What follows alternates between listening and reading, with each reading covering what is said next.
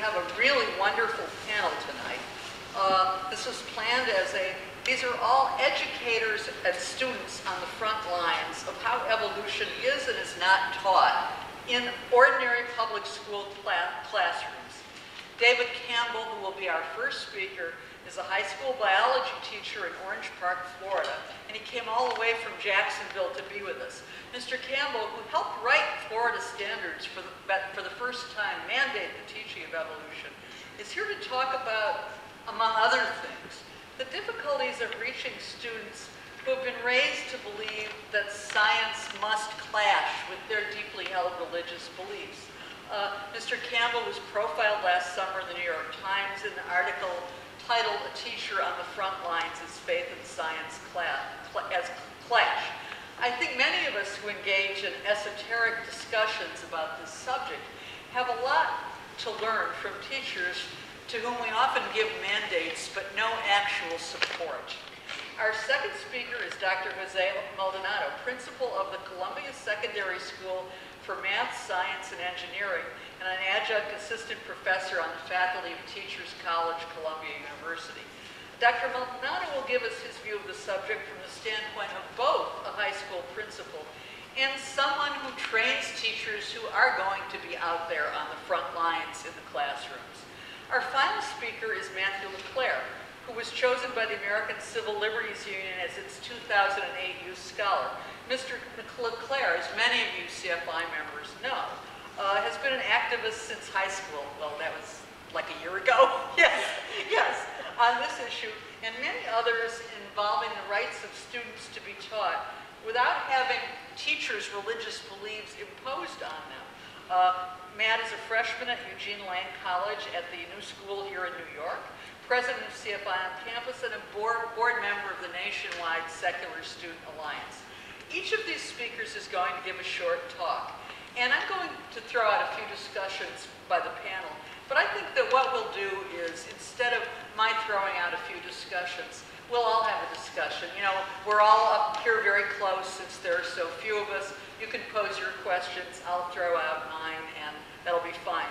Directly afterwards, I'm going to do a book signing for the paperback edition, updated post-election of The Age of American Unreason, because many CFI members asked for it. However, most of those members who asked for this book signing for the paperback are not here tonight. Thank you.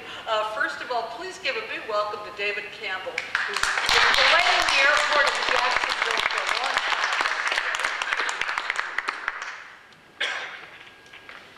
It's good to be here. This is the first time I've been back in New York in almost 25 years. The last time was as a Navy helicopter pilot doing some other things. I'm a teacher, so I have to start by asking a question. How many of you believe in evolution? Welcome to New York. Loaded question. Let me rephrase the question. How many of you accept Darwin's view that life evolved from common ancestors? There's a difference there. And the difference is what I have to try and teach to my students. There's a difference between belief and having the evidence to support the position that you are trying to present. And that's the crux of what I try to do in my classroom. I'm going to ask one other question, and don't be embarrassed, I promise I won't laugh. Evolution is, you have three choices: fact, theory, or a pile of, I better not use that word. Okay, all in favor of fact, raise your hand. Theory, pile of.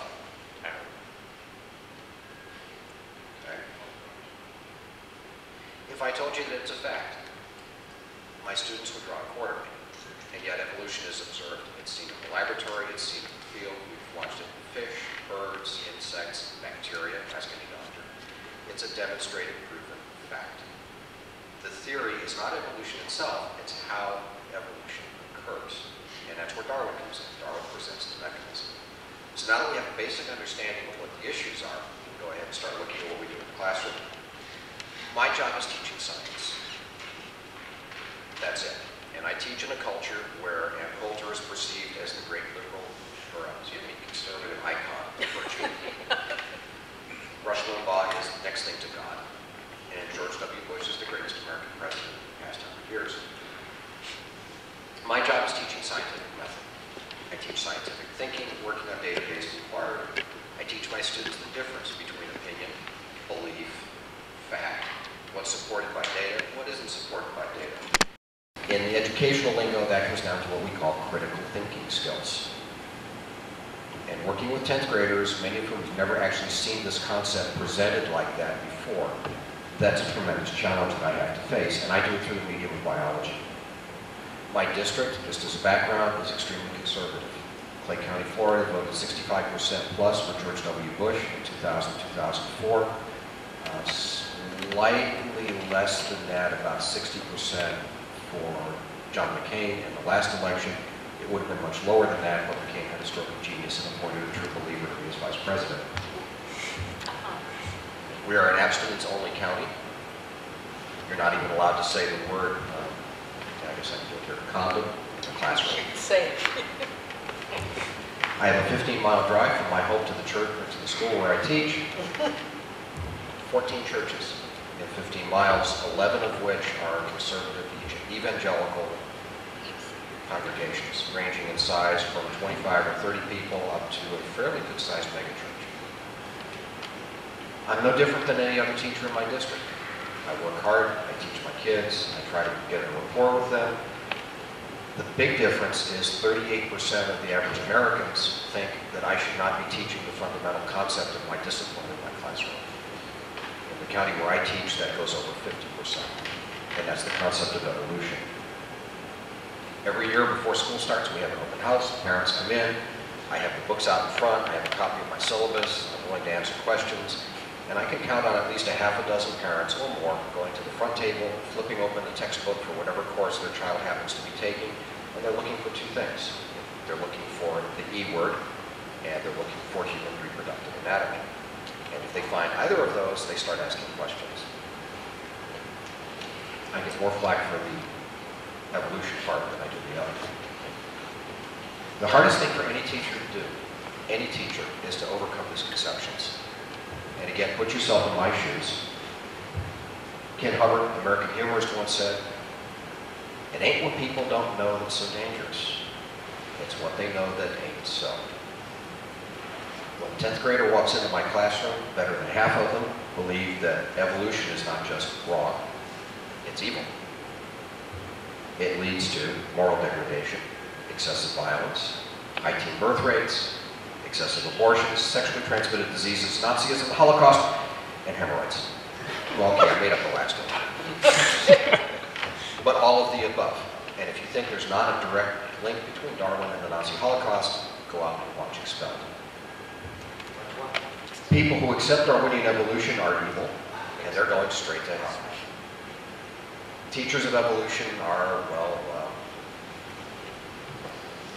it took a lot of courage to invite me up here out in public again. My fundamental approach, kidding aside, I have to try and find a way to get through to my kids, present them with the scientific concept, teach them critical scientific thinking, looking at data evidence, without turning them completely off to the idea of science. One of the quotes Amy Harmon used in the Times article was, "If I do this wrong, I'm going to lose the kids." And I walk that tightrope every single year. I have to be very careful how I thread that little needle trying to get the kids on board. I teach science from day one. We teach inquiry skills, we teach process, we do thought labs where I give them problems and they have to design experiments, some of them we actually go out and do. But I don't actually mention evolution until January or February of the school year. I teach them what science can and cannot do, and we start that from day one. We define science, we look at it as a process, and we look at it as being testable. I establish my professional competence. They have to trust me as knowing the science, and we do that from day one. We call them review sessions before exams stump the dummy, because they come in and they ask all kinds of questions trying to catch me on something I don't know. It doesn't happen often, but it does. I work on the student comfort levels. I encourage questions. I never call a student an idiot for asking what may be the world's dumbest question. I keep several snakes in my room. When I bring one out, the first question is always, "Is that a poisonous snake?" as I hold it there in one hand. Back to working with critical thinking skills. From the beginning, working with cells, genetics, We do mention evolutionary concepts. I don't use the word. We talk about variation in cells. We talk about the origin of mitochondrial chloroplasts. We look at genetics and genetic recombination. But I don't use the word. When I finally get to teaching evolution, I try to start in a completely non-controversial mechanism. We talk about what evolution is, and going back to the definition of the first little question I asked you, it's simply change over time. Once we get through that little hurdle, we ask, okay, what changes? Clothing styles, language. The students go through all kinds of pop culture type stuff. We're talking about change over time. I hit them with one of my favorite examples, changing the music. Most of these kids are into hip-hop, they're into techno, they're into all kinds of stuff that to my ears sounds like noise, but they really dig it. So I decided to hit them with something a little different. I played them in the mood by Glenn Miller. If you've never seen a 15-year-old who has no idea who Glenn Miller was, what his music sounds like, I had them dancing in the aisles this year. I had 3 kids get up and start dancing and doing dance moves to Glenn Miller. They really like this stuff. Finally, the last example I bring up, I'm in Florida. I'm 3 hours away from the greatest cultural icon of the Western world. We talk about the evolution of Mickey Mouse. And this is where it starts to get serious, but they don't know that yet. Okay. Upper right-hand corner, Mickey, Steamboat Willie, 1928-29. Lower left, Mickey Mouse Club, 1955. We spend 5 or 10 minutes. How does Mickey change? What looks different? Why does he look the way he does? And the kids are really getting into this because all the changes when his ears get bigger, his eyes get bigger, nose changes shape. Sometimes he has clothes, sometimes he doesn't. But we list all this stuff for them. And when they're really starting to run out of ideas, then we ask, okay, why did Mickey change? Now notice the transition here. We've gone from evolution, change over time, to why did Mickey change? To make him look cuter. Okay, why does he look cuter? And eventually it comes around to what's the driving thing behind Disney, right? It's making money. Not an insult to Disney, but that's what Mickey does. So now we're talking about mechanisms of change. And how did Mickey change? Disney went out to focus groups. He took different models of Mickey, he showed them to groups of people, he measured their reactions to it. It's kind of like Survivor. The ones that didn't come out too well, they get voted off. They don't get put into the cartoons. Ask yourself a question. If you were taking a 6-year-old or a 5-year-old to Walt Disney World, and this little figure up here in the upper right, a 6-foot-tall version of that came running up to your kid, what's that kid going to do?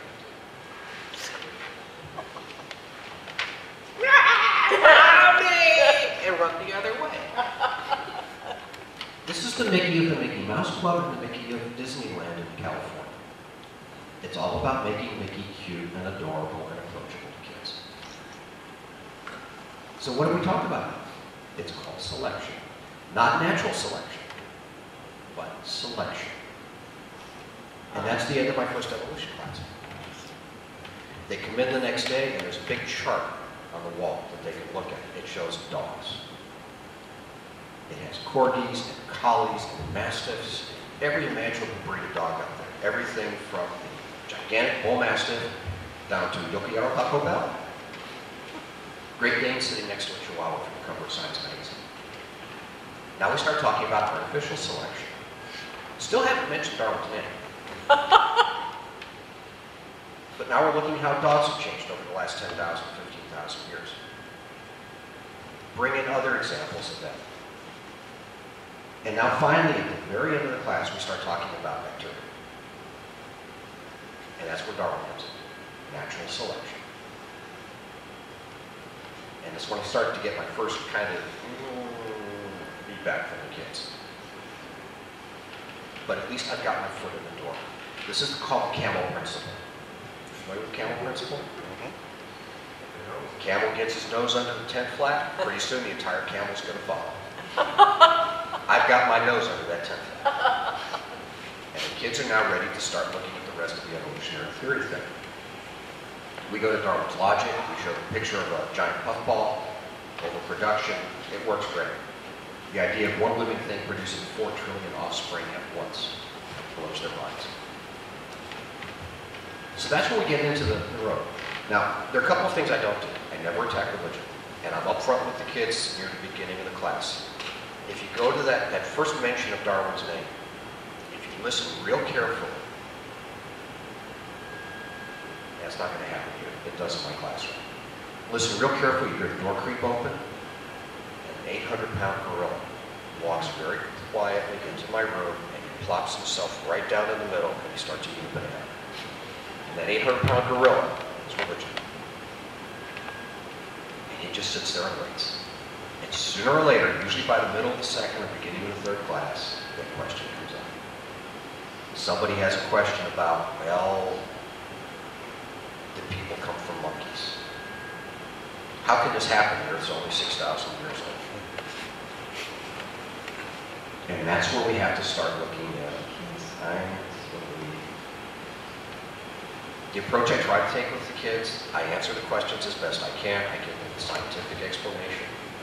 I correct any misconceptions they have. If the kid is obviously coming in with loaded questions, like the kid this year who came in and said, but what about the Cambrian explosion? Everything shows up in the Cambrian explosion. And I just very quietly ask him, okay, well, what about the Cambrian explosion? When did it happen? I don't know. How long did it last? Don't know that either.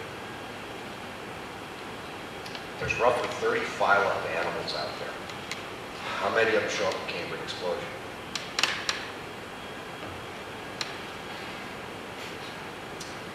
Tell you what, you go back to the person who told you to ask that question, you ask them those 3, I'll even write them down for you in the class, and we'll have the answer right back to you.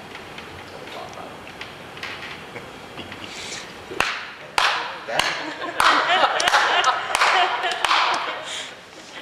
That has worked really well the last year and a half, 2 years. Jonathan Wells' 10 questions to ask your science teacher aren't showing up quite as much as they used to. I'm constantly trying to shift the focus to science.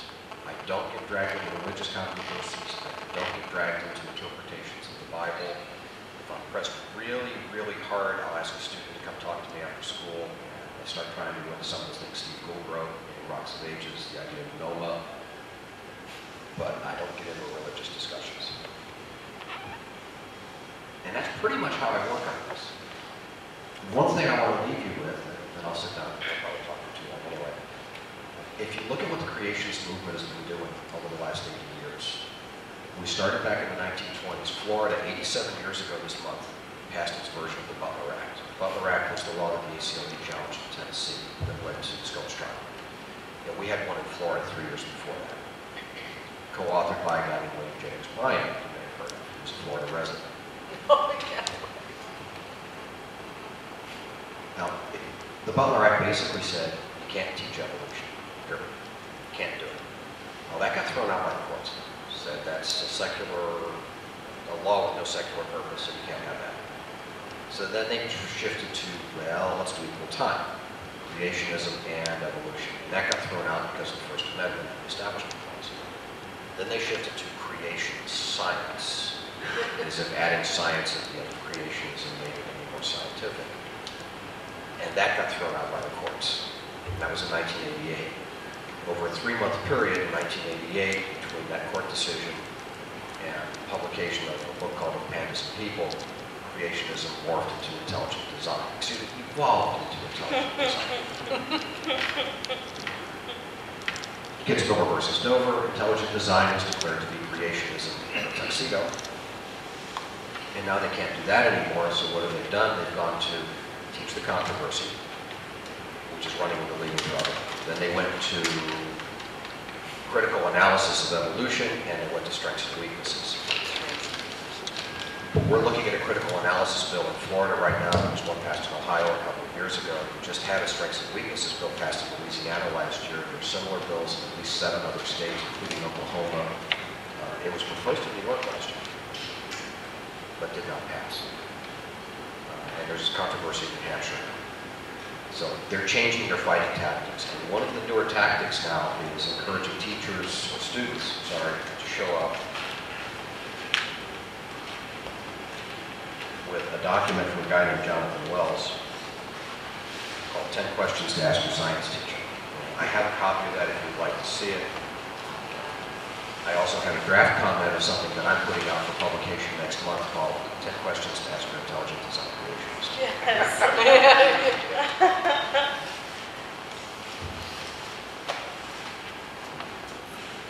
Susan will give me 2 more minutes. Yeah. I'll read you the first 2 questions off the list. Please. Guaranteed to tee off any intelligent design creationist because, of course, they're about the other forbidden word. Question 1. Why do sperm cells in mammals travel the circuitous route that they follow from the testes, up over the pelvis in the vas deferens, then down behind the pelvis, behind the bladder, and back down through the ejaculatory duct to the penis? This is sort of the biological equivalent of flying from New York to Albany via Atlanta. You're going to give us the answer, aren't you? Yeah, if you want. I do. And the second question is, if you've never seen this in an embryology book, when a human embryo is about 8 weeks old, still in the uterus, 8 weeks after conception, the testes are way up here. They're just below the liver. So why on earth do they start there and migrate downward, finally getting to the bottom of the abdominal floor, pelvic floor, where they form an outgrowth in the muscle structure that leads to things called inguinal hernias later in life? Why does it have to be that way if there's an intelligent designer? Why don't you just put them where you want them in the embryo and let them develop there? And the answer to both questions is, if you look at vertebrate history, the testes in sharks and fish are up here. You dissect a shark and the testes are way up here in the middle of the abdominal cavity. And that's where they are in fish, that's where they are in amphibians, that's where they are in a lot of reptiles. Like gopher snake at home is starting to develop egg follicles, and you palpate, and the egg follicles are all the way up just past where the lungs are. The trouble with mammals is, again, intelligent design. Sperm cells can't develop normally at 37 degrees C. They need to be about 2 to 3 degrees cooler. So where are they? They're in a sac outside the body where they're cooling, unless you're wearing tight shorts. And that's why the sperm duct follows the path that it does. And that's why the testes start up here and they have to descend down. It makes absolutely no sense unless you're looking at it in terms of evolutionary history. Too long, thank you.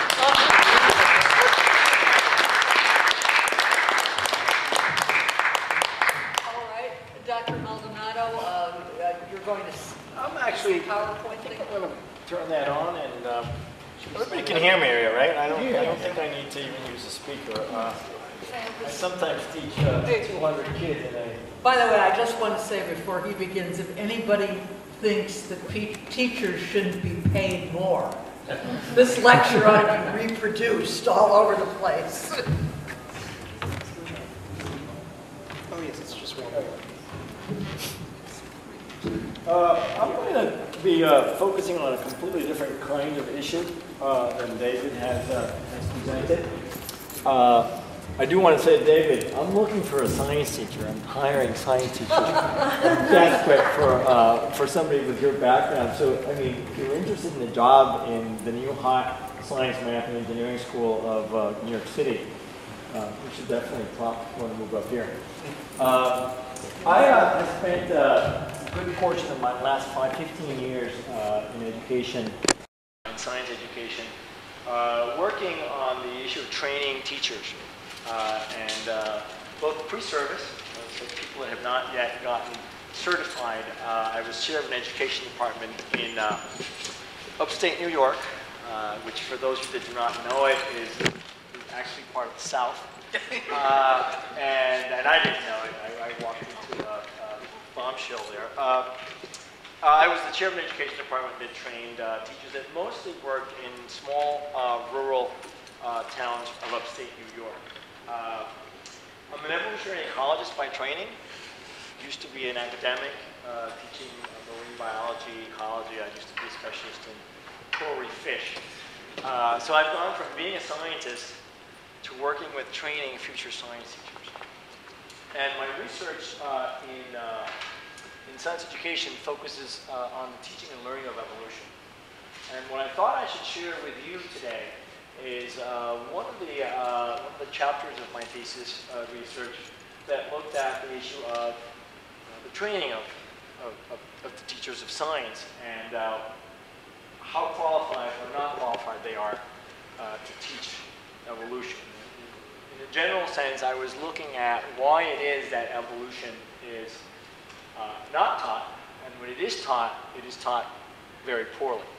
So my take on the challenge of teaching evolution doesn't really focus on the battle between creationists and evolutionists. I mean, I recognize that that is an issue. But as I'll show to you, I think that a lot of the problem is our own fault. And by own fault, I mean the scientists and the folks that train science teachers. Okay? That is, there's lots of things that we're doing wrong that don't properly train teachers and don't empower them to tackle the complex and difficult subject of teaching science's most important theory. Okay. And this presentation, I'm supposed to say, is supported by the David Campbell Teacher Project Foundation. So that's why you have that slide there. And as the title suggests, the big problem is the teachers and their training. So I'm going to walk you through some of the data that I collected. It's taking kind of a scattered approach to showing you what I did. The idea being to initiate some thought about this. It's not going to be a comprehensive presentation. I need over an hour for that. So the research was done in Puerto Rico, which many people might think is some kind of backward land in terms of education. But on the science education side, actually Puerto Rico has been in the forefront of science education for the last 30 years. To give you one example, Puerto Rican science teachers were required to major in the content area in science 10-15 years before was the case in most states in the United States. Okay, so the sample of teachers that I did research in at the beginning of the 90s were folks that had at least the equivalent of a bachelor's degree in biology or in earth science. And in addition to that, they majored in education. And this is a big issue because in the United States, the norm is that they do not major in science. They major in education and then take some classes in the content area of science. And there's been a big debacle in science education teacher training in the United States over the last 15 years about to what extent that explains why science education is so deficient in the United States. Okay? That they lack content training. In the case of the Puerto Rican teachers, that simply was not the case. Most of them had at least 30 or 40 credits in biology, not in education. And what I did in this table was compare teacher acceptance of evolution across a variety of states. There was quite a few studies up in the 80s to present that the situation in Puerto Rico is not too different from what's the case in the United States. A very healthy percent of the biology teachers reject evolution outright. I mean, if you add the last two columns, we're talking about a quarter to a third to closer to half in the case of Puerto Rico. So the biology teachers themselves reject evolution.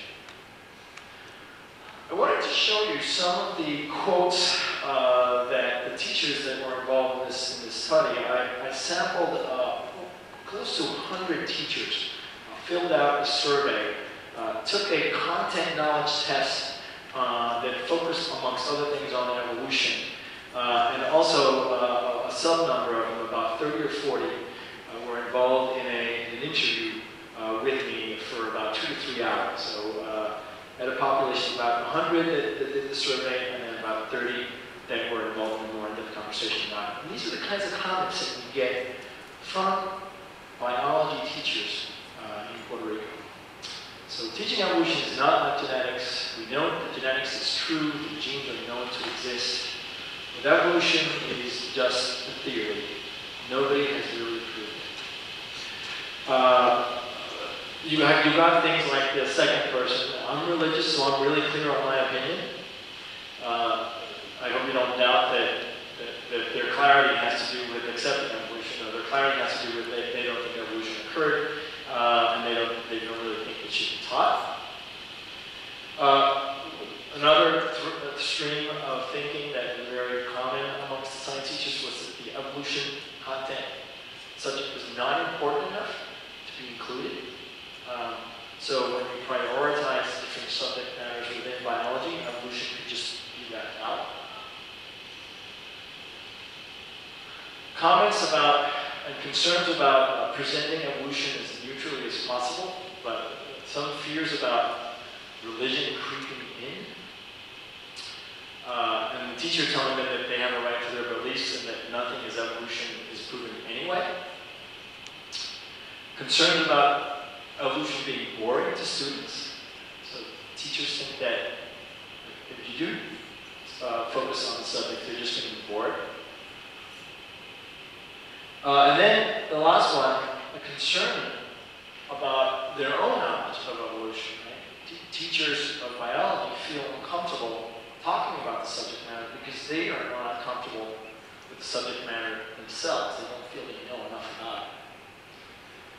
And I'm going to skip now to go overview the kinds of variables I was looking at in my study. And I wanted to try to correlate teaching of evolution with background variables related to the teacher.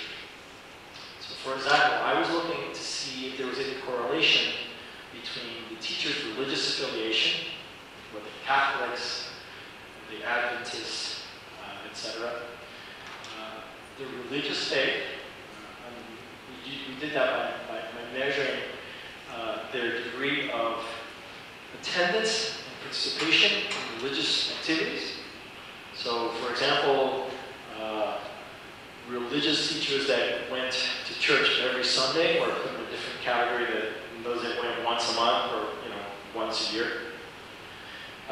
We also had an instrument that allows us to assess their creationist beliefs and where they're stood in the whole gamut of creationist beliefs, from the literal creationists onwards. I also looked at the issue of to what extent they held pseudoscientific beliefs, things like that they believe in UFOs, they believe in the Loch Ness Monster, etc., etc. We looked at educational background variables, including their highest degrees attaining academic specialization, etc., etc. I want to point to the ones on number of credits in science, and specifically the number of credits in evolutionary biology, because I'll show you later the number of credits in evolutionary biology was positively correlated with the teaching of evolution, and that might seem like not a surprise, but actually nobody had shown that correlation before, and this of course points to a very clear practical solutions to the problem. We just need to force the teachers to take evolution courses, and maybe that will do the trick.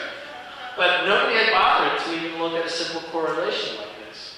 And I should note that of the more than 160 teacher training programs that I put through my graduate students to do research on, only 4 actually require evolution or evolution-related courses for graduating and becoming a biology teacher. Only 4.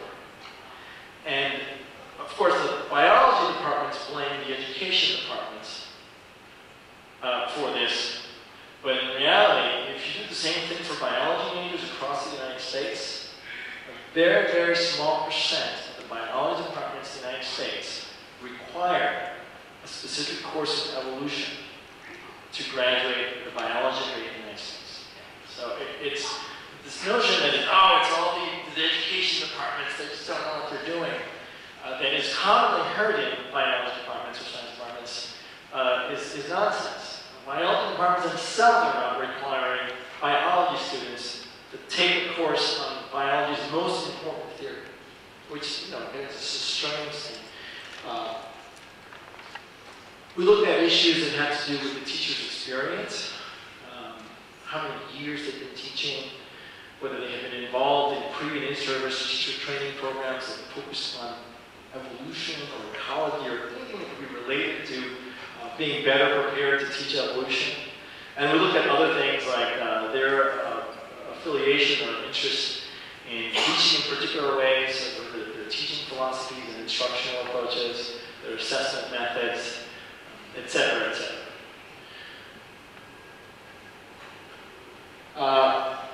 On the other hand, we were trying to see how those variables correlated with, number one, whether evolution was taught, the number of days spent teaching evolution, the reasons why they taught or didn't teach evolution, and other details related to how they taught evolution and to what extent they used field and laboratory activities to support their teaching of evolution.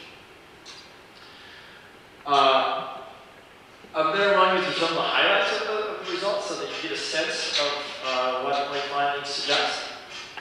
So, for example, on the very basic question of do you teach evolution, only 17% admitted to teaching any evolution at all on a regular basis. 7% taught it, sometimes. I wasn't sure what that meant. And when you look in detail at that 17 plus 7% that actually does teach evolution, we find that the amount of time being spent on evolution is, of course, ridiculously low. 4.2 days, that's less than 3% of the entire school year in Puerto Rico being spent on teaching biology's most important theory. So even those that are teaching it are not really giving it any justice to the importance of the complexity of the subject matter. So why aren't they teaching it? Well, we asked the teachers directly. They had all kinds of justifications and rationalizations, and from the hundreds and hundreds of issues they raised, this is the outcome coded and classified into simple categories. Very large percent of them think it's just not important, but there are more important subjects in biology than evolution. And I'll show you what those are in a second. I mean, they're not just saying it's just not important. They actually think they know that there are other things that are more important in biology. They're very confident in this. Okay? There's almost no ambiguity about what they think is important in biology. They are certainly not comfortable with the subject because they don't feel they know a lot about the subject, or they don't feel they know how to teach it. Right? And that relates to the third item. Right? They don't think there's interesting exercises or labs and activities related to teaching evolution. The fourth and fifth are related to this fear of conflict, right? Which is what's been talked about a lot in the whole creationist evolutionary battle. Right? The teachers are cowed into not teaching it. They don't want to get in conflictive situations with the parents, with the school boards, with whatever. They just avoid it because of fear. And it's probably the subject of 80 or 90% of all the articles in the creation evolution battles that have been put out in the last 20 or 30 years. And interestingly, even though they recognize that they are concerned about it, they're not as important as the other three issues that are listed here. In Puerto Rico, by the way, evolution is part of the official curriculum, and there's actually a recommended number of days that they're supposed to teach it. The official curriculum suggests that 13 days to be spent on it, which is of course still not enough, but it's actually 3 times what the teachers that are actually teaching evolution do. So it's not a situation like perhaps what David has experienced in Florida. In Puerto Rico, there has not been very many court cases or political battles that have creeped into the educational process or the educational decision making. So in Puerto Rico, it's just not as hot as it may be in Florida. But the teachers themselves aren't particularly concerned about the issue of being sued or being fired for teaching evolution. That doesn't seem to be the overriding concern here. So when we look at what it is that teachers think in terms of evolution, the importance of evolution within the context of biology, this is their answer. 20% don't think it's important at all. 60% think that it's somewhat important, but not something we should be spending a lot of time or effort in. If you're wondering what it is that they think is important, well, we asked them to rank a series of subjects. Okay? And this is the sort of the average ranking of all the teachers involved in this. And the sample for this is pretty high. It's over 100 teachers. So this is their ordering of what is important in biology. Cellular energetics, photosynthesis, respiration, things of that sort. Genetics, cell biology, et cetera, et cetera, et cetera. I want to point out that it's interesting that they actually mentioned scientific method or experimental design or data analysis as an important part of what they need to teach, right? Because it would suggest that they at least understand that reason and the scientific method have to be at the center of it. Why that doesn't lead them in the direction of evolution as a central unifying theory of biology is beyond me. But they at least recognize that it's important to teach the kids how to think like scientists. And notice where our evolution is. It's next to last, actually under sex and reproduction, maybe. In Puerto Rico, there seems to be less concern with sex and reproduction, not by much. But we sort of have the same kind of issue, right? That's the S word and the E word must be put down there. And then, interestingly, I was interested in the issue of ethical problems as they relate to biology. That's not something we teach in biology at all. Don't get into the philosophy part of things. Don't try to relate biology to actual real-world problems of real complexity.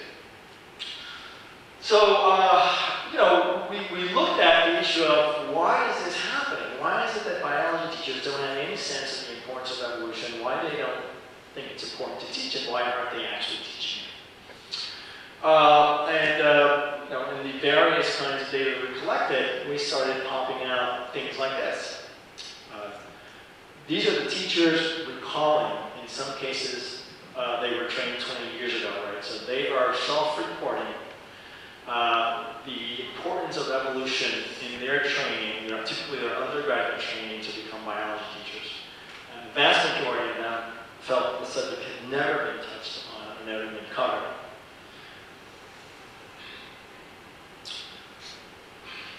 Five variables were found to be related, associated with whether teachers actually teach or avoid teaching evolution.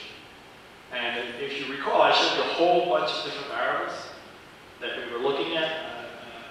We were fishing to see if they were correlated to whether evolution was taught. And these are the only 5 ones that we found to be statistically significant. So, biology teachers that are very religious tend to avoid teaching evolution. No surprise there, right? That's a common perception. That's probably the case. Biology teachers that profess creationist beliefs are also avoiding evolution. And interesting though, we could pull out, based on the number of credits that they took in evolutionary biology, and whether they took or not an evolution course, one course, seemed to be a good predictor as to whether they would teach evolution or not in their classrooms. And interestingly, this was correlated with how well they did on an evolution content test that we gave the teachers. So this is an important finding because it shows that there's a remedy, there's at least a reason to suspect that there are pretty simple solutions to the problem of why evolution is not being taught. And that don't have to get us into the whole religion versus science battle. All we need to do is do our job and teach our biologists, our biology teachers, evolution. And if we did that, we're going to increase the teaching of evolution in schools. And I'm going to skip through this because how much time have I taken? 15 or 20 minutes? Yeah, you need 5 minutes. Okay. So, the upshot of this data and other data provides a pathway for reconceptualizing what are the things we need to be teaching so that we get an increase in attention and in the teaching of evolution in high school. And this is my proposal for an ideal pre-service teacher training programs for future biology teachers. It would involve one course that examines the relationship between biology, geology, and ecology. Two courses that examine purely the historical part of biology, not necessarily looking at the mechanisms of evolutionary change, but trying to understand the history of evolution. A methods course on teaching science that focuses on the special challenges of teaching evolutionary biology. And then, the requirement that at least the majority of the content courses in biology have an evolutionary perspective. And it's interesting, if you ask biology professors in any college across the United States, and you ask them, does your course have an evolutionary perspective? They all say yes. And they all think they are giving it an evolutionary perspective. But when you do an analysis of the content coverage in these courses, you find that evolutionary is included almost as an afterthought in the vast majority of college syllabus. It's an issue of perspective, right? Did we teach cell biology with an evolutionary perspective? If you look at that, it very rarely happens. It's focusing on processes at a molecular level, at the cell biology level, but it doesn't talk much about evolutionary theory. And the last one, which is actually appears to be a key point, scientists in general, but particularly science teachers, have very, very limited understanding of the epistemological foundations of their field. They may know a lot of biology, but they don't know why we know what we know. And they're not trained to teach that. They're not trained to teach students to ask the question of how do we know this? How did we get here? So their understanding of sort of the epistemological basis of biology as a field, and of evolutionary biology in particular, and of the history of ideas in science, is clearly an area of deficiency, which they do not get in their content courses.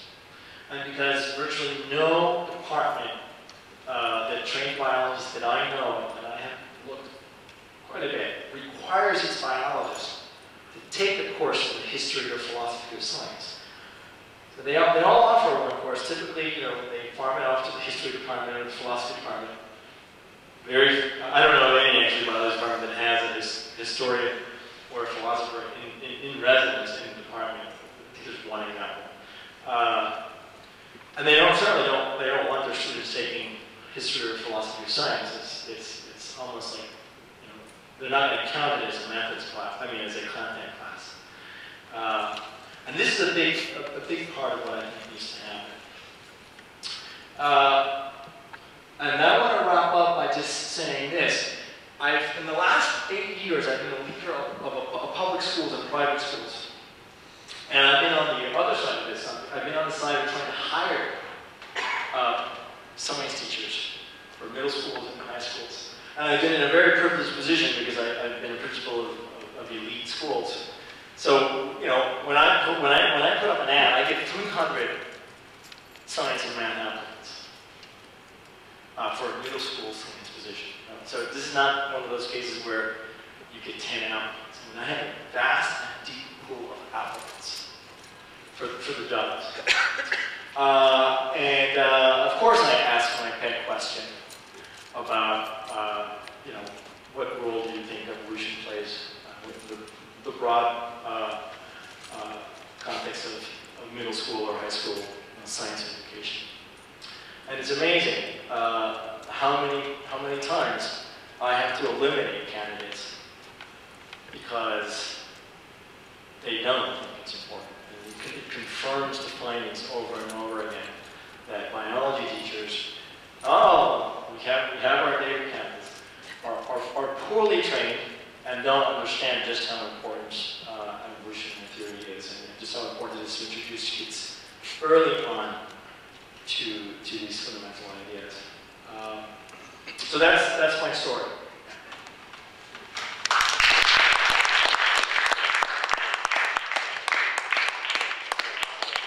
Before Matt LaClair speaks, I'm only mentioning this because I will forget it if I wait until after you speak.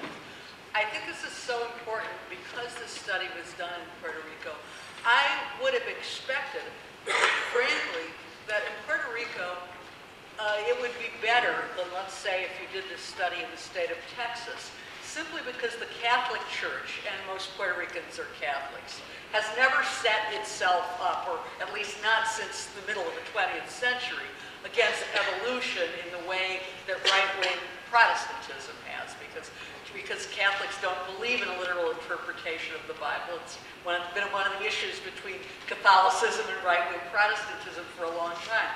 So if all of this is true in Puerto Rico, which is to say that there are a lot of non-religious factors that also enter into why evolution isn't taught, it has to be just as true in more Protestant areas of the United States. For example, a study done by the University of Texas in 1988 found that 1/4 of all American high school biology teachers believe that dinosaurs and man inhabited the earth at the same time.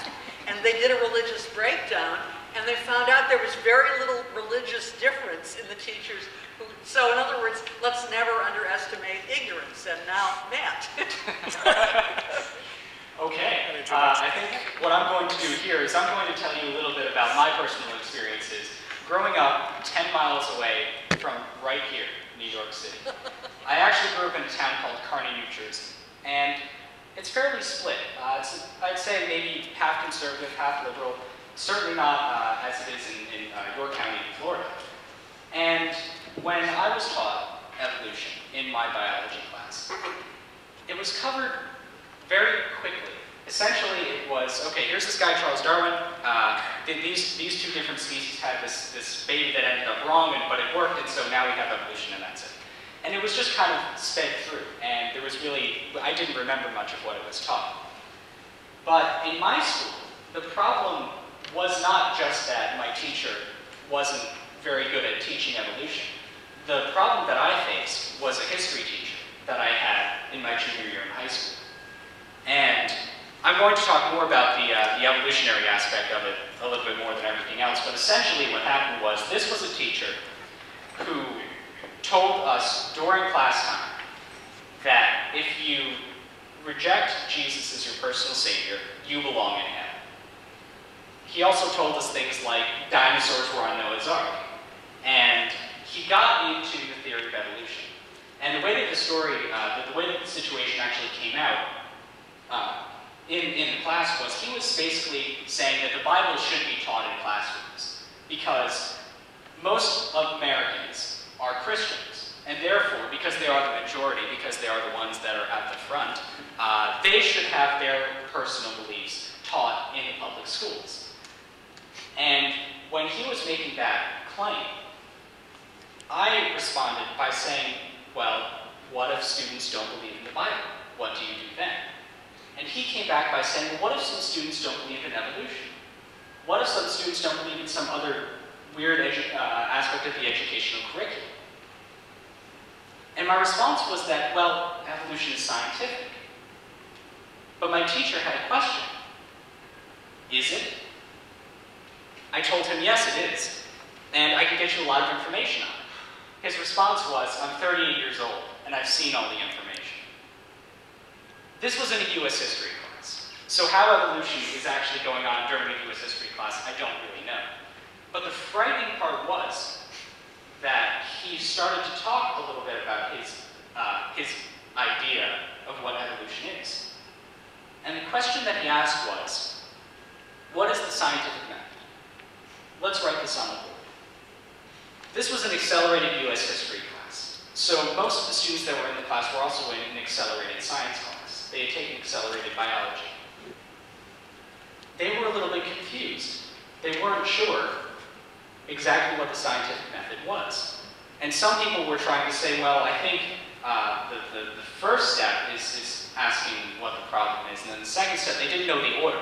And so my teacher said, well, the order doesn't matter. Forget about the order of the scientific method. We'll just wing it. So he writes down the basic scientific method, or what they felt the scientific method was. And he asked two basic questions. Has evolution been witnessed? Have people seen evolution occur? And you hear a little bit of murmurs among the students, but then you start to hear them say, no. He follows it up by asking another question. Has it ever been tested? Almost every single student said no. You would think that in such a class as this, where you're supposed to have some of the brightest students in the high school, they would know the scientific method, and they would know that, in fact, evolutionary theory has been tested. But the frightening part was that these students, supposedly the brightest students in the school, had no idea what was going on. And my teacher was getting away with this. And eventually I ended up challenging what this teacher was doing, because not only was he violating the separation of church and state, but here he was in another department in the school, in the history department, conflicting what was being taught in the science department. And essentially what happened there was the story became nationwide, and I was able to get something done. As a result of the situation, I was able to get 3 speakers to come to our school and teach the teachers and the students about the importance of things like science and evolution. And one of the speakers I had was Dr. Ken Miller, who was the lead witness in the case in Dover, Pennsylvania.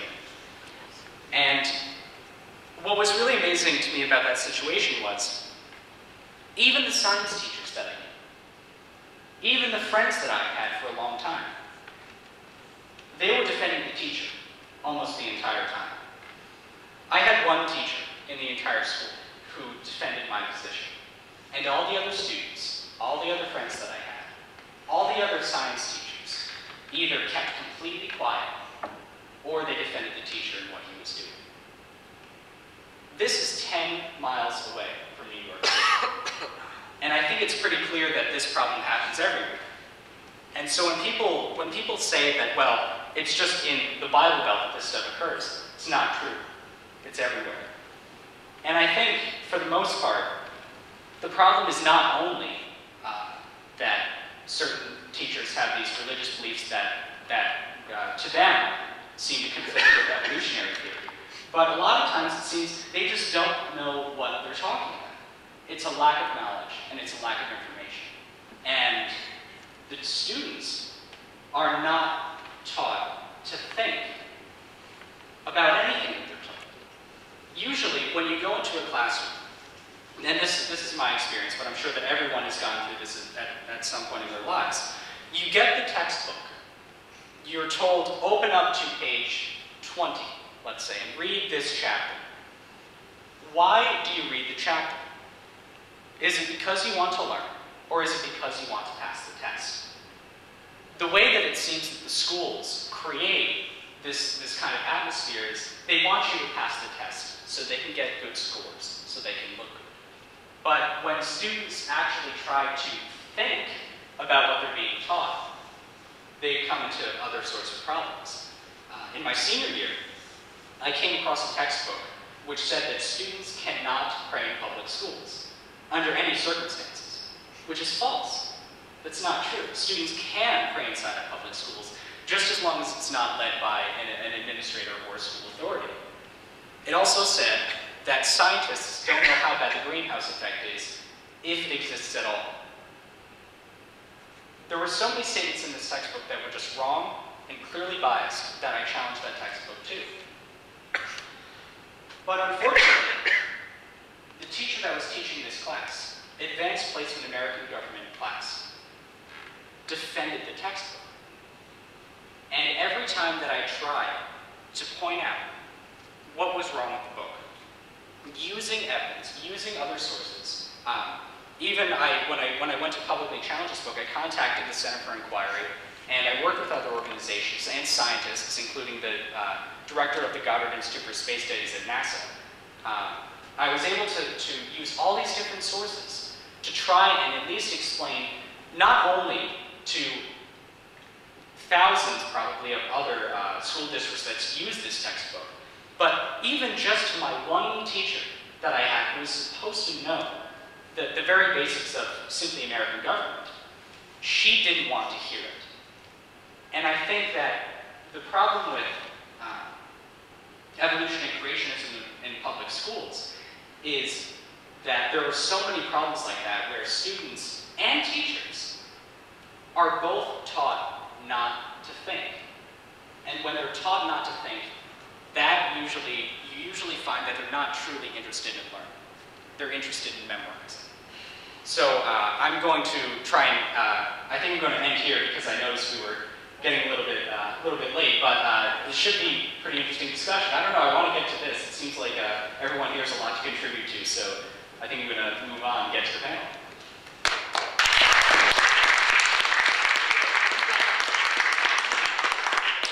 You're dangerous. Actually, that Now was... you want to become a teacher? We were talking about journalism and law. I just have a couple of questions before I'll just open it up for all of you wonderful people who are here. You said you're dangerous. I'm interested to know, since both Dr. Maldonado and Mr. Campbell have been teachers and teachers of teachers, how often do students challenge you about anything? You've talked about the way students challenge you about their religious beliefs versus science, but how have you found it, let's say in the last 5 to 10 years, about how much do students speak up, whatever their views are, in terms of ever challenging a teacher about anything? You want to go first?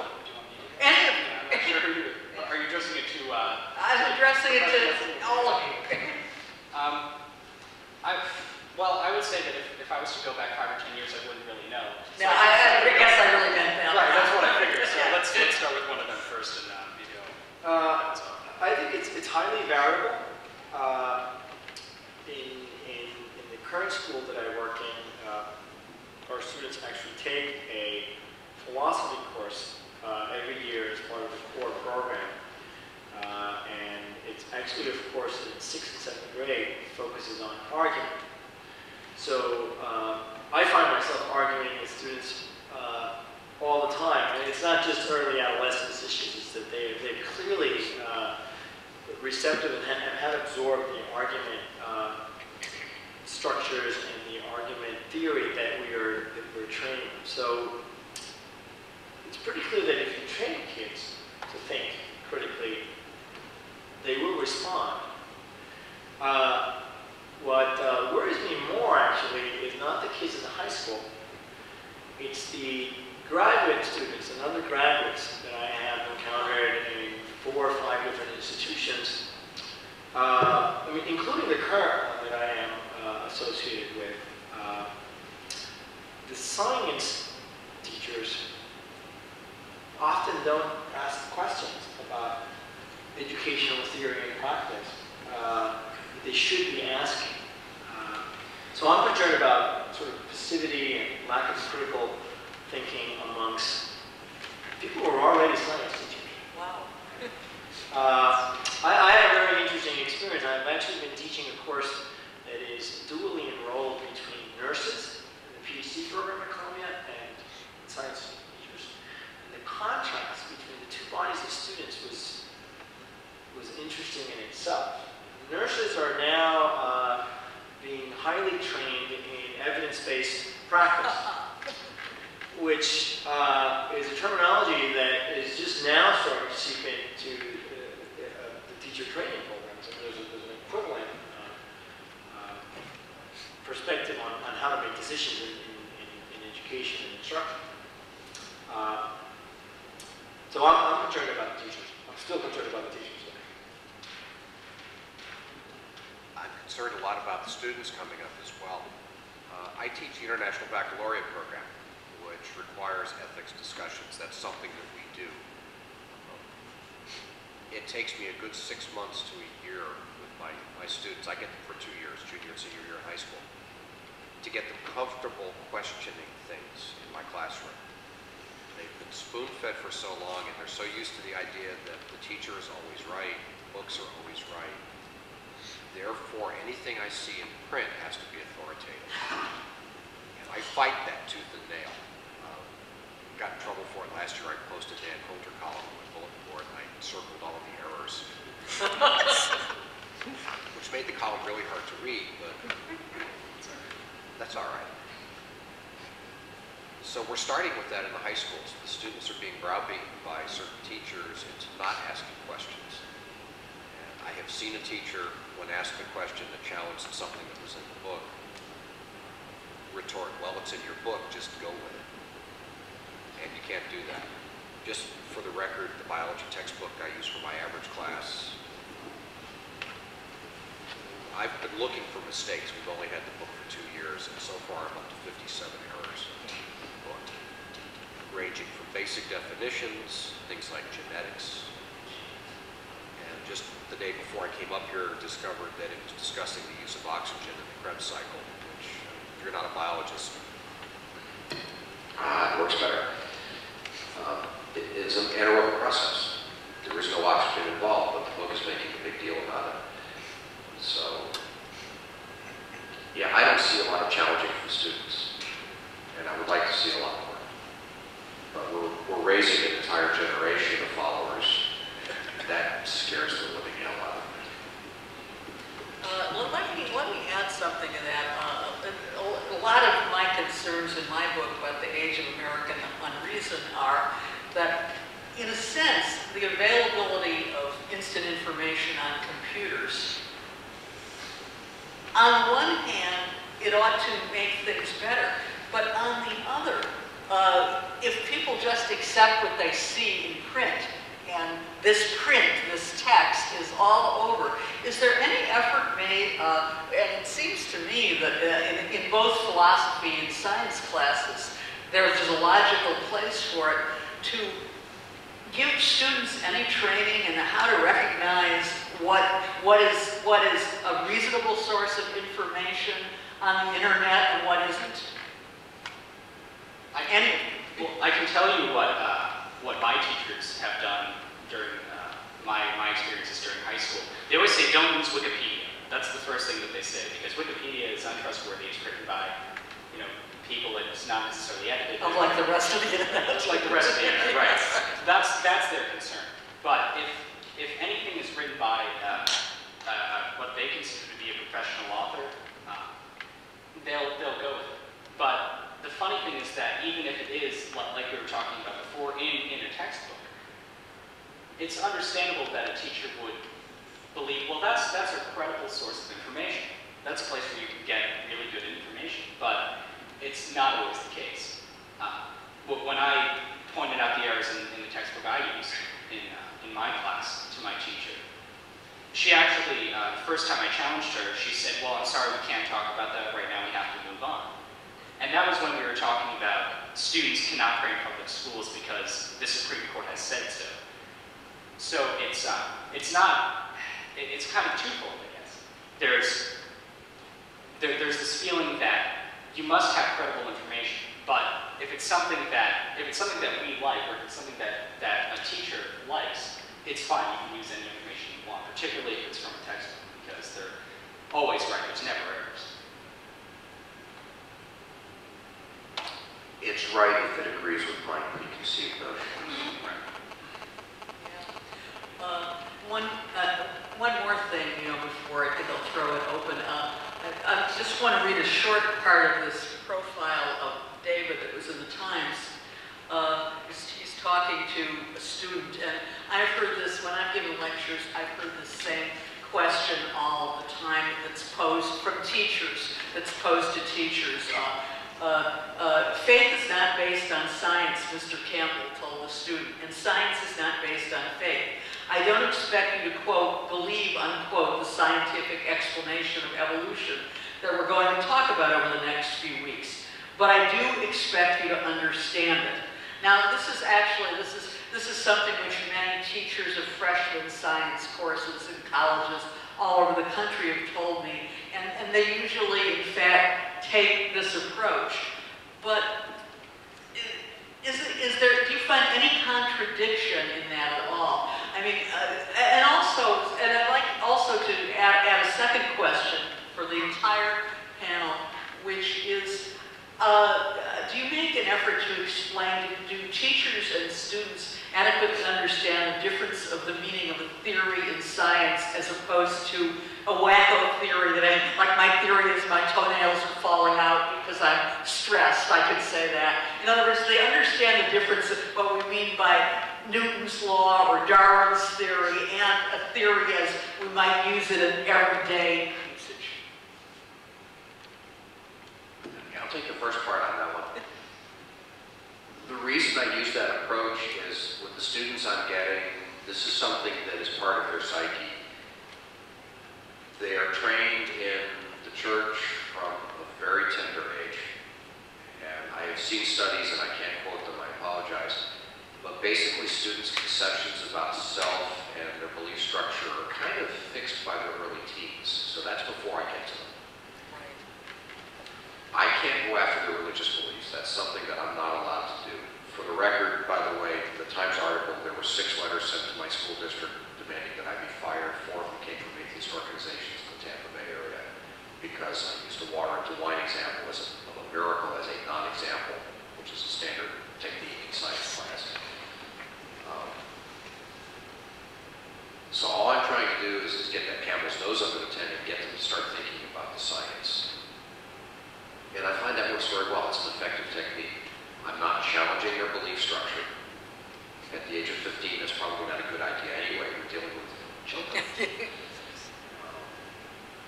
Ask me after the program what I think about their parents when throwing them into that, preloading them with questions that are just embarrassing. Later on, when they get into further college courses, hopefully they will start to think a little more clearly about what they're doing. But again, I'm trying to think the critical thinking skills. Get them to look at the critical thinking skills. I emphasize what a theory is. Hands down, that's one of the first things that we do. My school requires a word wall. It's a big wall full of posters with words on it that I print up every year. And that's one of the top words on the list. They know what a theory is. They know what a hypothesis is. And they know what a guess is. And they know the difference. Yeah, I'm not sure that the teachers many teachers would be able to understand the distinction that David was trying to make between you're not requiring teachers to believe in something, students, but you're requiring them to understand something. I think that in some sense that requires a level of epistemological understanding that many teachers lack. Likewise with the issue of the technical term of the meaning theory and the common usage term of the term. As you saw in some of the quotes that I put, some of the biology teachers didn't have that distinction clear in their own minds, and actually used the word theory to, in some sense, diminish evolution. So I think we have a problem with that, with the teachers, that I think, again, can be addressed by requiring teachers to be trained in philosophy of science and history of science, so that they understand the history of the ideas and the history and the epistemological basis for why we know things in science. There's been many studies that ask teachers of science, why do we know a specific concept or idea in science? And it's scary how many of the science teachers just really don't know. In fact, to suggest that most science teachers' understanding of science is very shallow and is basically based on authority. That they accept that photosynthesis occurs this way, not because they have any understanding of how we arrived to this model or this theory of how the photosynthesis occurred, but because they read it in a science textbook and they heard it from a scientist. And it's still authoritative based knowledge. It's not too different from creationists who believes creationism because their minister research said it was true because they read it in the Bible. And I again want to urge that as we think about this problem, the secular elements of our society, we realize that many scientifically trained people and a good number of our teachers have significant issues with this themselves. And that's really problematic because we can improve the textbooks. All the studies for example, on the narrow issue of how evolution is treated in the textbook, the last 20 years suggest that we have made very significant strides in increasing the coverage of evolution, in moving evolution chapters to the first part of the book, which is critical because if they're at the end of the textbook, then we never get to them. So we've made strides in that direction, but if the teachers that are in charge of implementing whatever is in those textbooks themselves have a very shallow understanding of the epistemology of science and evolution, it's not going to solve the problem. I mean, it's a move in the right direction, but until we deal with the teachers, we're not going to be moving forward on this issue. Just really briefly, I would say that particularly dealing with students, one thing that I came across regarding the situation with my teacher, kind of teaching intelligent design during class, was they said, well, he has a theory too, and there are thousands of people in the country that believe it, and it's a theory, but one misconception they have is that just because a couple thousand people say something is a theory, that doesn't mean that it's at the same level as something that's scientific. When someone proposes a new idea, they seem to have this idea that to them it should have equal time as something that is in science. And I think that's where they go really wrong. As far as what the teachers are thinking, I'm not really sure, but my assumption is that it may be something similar to that. Yeah. And just 1 second, I'm just going to open it up to you. And since we're sort of short of microphones, if you'll just, when you ask your questions or make your comments, just speak up loud. We are close. Susan, I'd like to just add a follow-up on the last comment. When teachers have been asked, precisely this issue of equal time, a majority of the teachers essentially agree with the argument for equal time. And a very, very unhealthy percent of the science teachers are stumped by the argument of equal time. Yeah. I also think we need to think about where exactly in the curriculum are we going to be dealing with the real confrontation of worldviews that is presented by a secular scientific view versus a religious view. I mean, we can bypass it all we want, which is what NABT, the National Science Teachers Association, recommends with respect to teaching evolution, which David has suggested that that's sort of his approach. And I can understand why that might make some sense at some level. But the last 20 years of theory on learning and research on learning suggests that if you bypass the confrontation of ideas, that is, if you avoid the conflict that's pretty obvious to anybody that looks at these issues carefully, right? You're not going to really get them to understand why one idea is better than the other. And of course, here we're going into not just pedagogical issues, but also, of course, political issues and strategic issues, right? Well, what's the most effective way of getting the point across? But if this was not a religious idea that was in confrontation with a scientific idea, I mean, everybody's trying to do this for other ideas. Let's push the issue of conflict. There's even a name for the body of pedagogy that tries to do that in a very overt way. It's called conceptual change teaching. And that's pretty much accepted knowledge right now. But if we want to get student misconceptions out of the way, we must address them directly, without bypassing them or just representing the scientific view or the historical view on an issue. If we do not confront their ideas by explaining the contradiction between them, it's very difficult to change them. Well, I'm not a teacher in a public high school, and I would have totally agreed with you before ago, a lot of you know, I wrote a book called Free Thinkers, A History of American Secularism. And oddly enough, the college campuses where I'm asked to lecture are most often in the Bible Belt, or I've been asked to lecture in places like Augustana College, which is Lutheran, very conservative, though not necessarily fundamentalist, but very religious student body. And the first time I lectured at such a school was at the University of Central Arkansas, which is about an hour north of Little Rock, really in the heart of the Bible Belt. And there were a lot of students there. I was asked to lecture by somebody in the history department. And it completely changed my ideas about, I guess, how I would approach students if I were a teacher, which would have been exactly like yours before. But these students, I realized that religious people were always right to fear education, because even as bad an education as they had had in the Arkansas public schools and at the University of Central Arkansas, education had shaken a lot of, even a couple years of it, had shaken a lot of the fundamentalist ideas they were brought up with. So these kids would say to me, and this was now 5 years ago, I am a Christian, but, and what would follow the but would sometimes be, but evolution makes sense to me. They'd had a science course.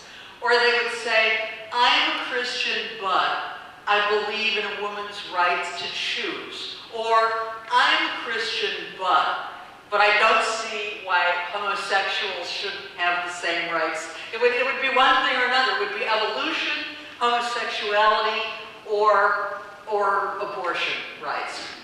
And I tried to tell them, because I felt almost as if I were a teacher, and I felt sorry for them. I saw for the first time, as I hadn't seen before, how really tortured an intelligent student can be, but who has been brought up with a very rigid religious worldview. And I said, well, look, I said, this is Arkansas. I said, there's one thing I can suggest to you, and you can read a lot more about it. But there are a lot of places where people can say, I am a Christian and.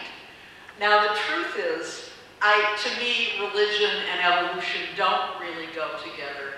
But yet, if I were a teacher, making a frontal attack, because the truth is, there are a lot of places and a lot of religious communities in which people say, I am a Christian and it seems to me that, you know, if I were a public school teacher, even quite apart from the question of being fired, I really didn't understand the level of emotional conflict.